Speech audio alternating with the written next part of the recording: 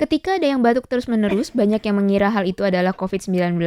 Tapi dokter mengingatkan, jika batuk terus-menerus dan tidak membaik, ada kemungkinan ia terinfeksi tuberkulosis. 大部分的病人都会有慢性咳嗽的问题，慢性咳嗽是一个它很重要的表现。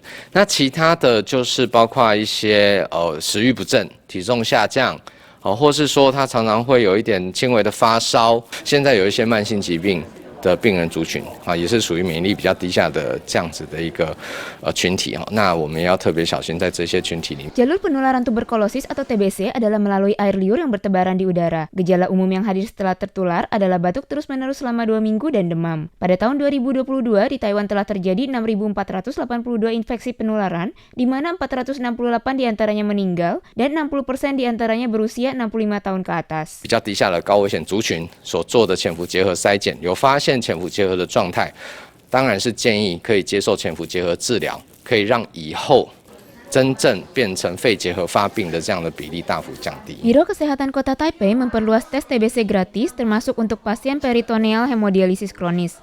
Mereka yang berusia 60 tahun dengan penyakit paru obstruktif kronis dan penghuni perawatan jangka panjang juga dapat melakukan pemeriksaan TBC gratis di 11 rumah sakit di seluruh Taipei.